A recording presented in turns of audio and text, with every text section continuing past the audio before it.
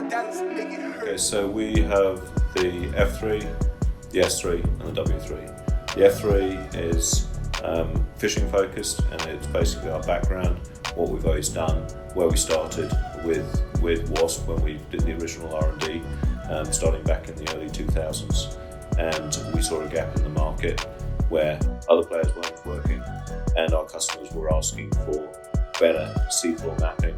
They're asking for better detection of fish in the water column, and they were asking to be able to have a single solution to cover all of their needs. You get the exact same resolution you do with the F3, F3X, F3L, they're all the exact same resolution. It's just there's a lot more signal level, so if you're trying to hit a really, really small target, you'll see a signal that's 10 times smaller, almost, than you would if you hit it with the F3. Depth performance basically depends on the temperature of the water. This is probably the greatest factor as you get past hundreds of meters. So if you have got an F3, you're running at 160 kilohertz in your worst case scenario, but you can see the seafloor down at 400 meters kind of thing, if it's in reasonably good conditions. Yeah, I mean, we've got mapping at 1,000 meters. The main components of WASSP is the transducer for transmitting the 120-degree swath. We then do the beam forming, which means basically getting a resolution across that swath in the transceiver, which is the DRX. The transceiver does the processing of the actual signal from the transducer, and also does the data fusion for all of the sensors.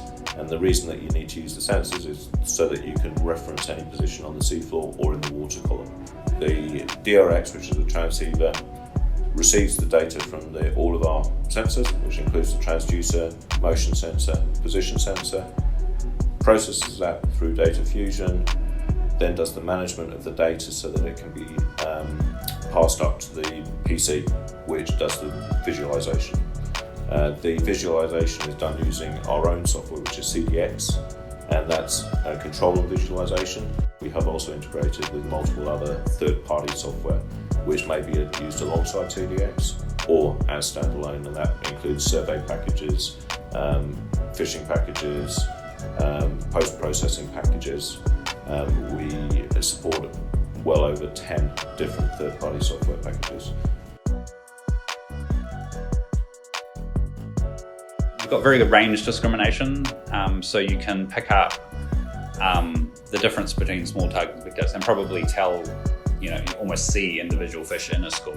Some people are quite good at looking at it and going, oh, I can understand that's a 3D object and that's a fish school, and then they can kind of see around it the other little blobs. They can kind of understand, okay, well, that's a fish school and those are other fish around it. You can kind of go, oh, I understand what that is. Whereas if you've just got 2D, you just don't have as much on a traditional sound. Some fishermen, it's really like gold that they can just go over an area and go, oh, there's a soft patch there. I didn't know there was a soft patch there in the middle of this area. I thought it was all hard. I'm looking for shrimp or scampi or something, and they're on the soft area. Let's go and do a tow over there. Oh, what do you know?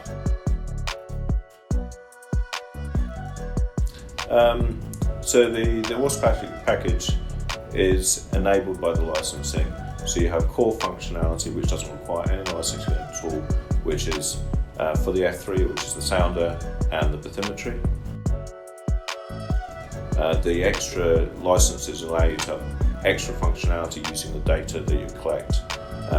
Examples of that are backscatter. The customer can interpret the hardness of the seafloor through a backscatter image, and that's basically processing all of the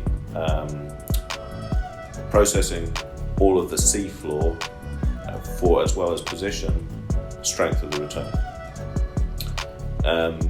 We have water column targets, which means that on the 3D chart you can also see the fish or other water column targets as discrete returns with target strength, so you can see how large or how strong those returns are on those water column targets. We also support various licenses for exporting our data to different formats.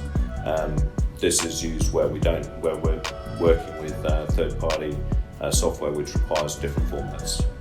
Another license that we support is the side scan license, which is a different way of visualizing the seafloor data, and it gives you a higher resolution image of the seafloor so that you can see any subtle changes in the contours of bathymetry. WIDEBAND fairing transducer is pretty much a refinement of the existing transducer. There's a few subtle changes and they're quite big ones.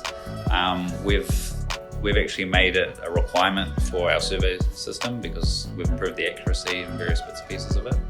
The most important thing with the fairing transducer is the shape, and that it is built so that you can just pop it on the bottom of the boat.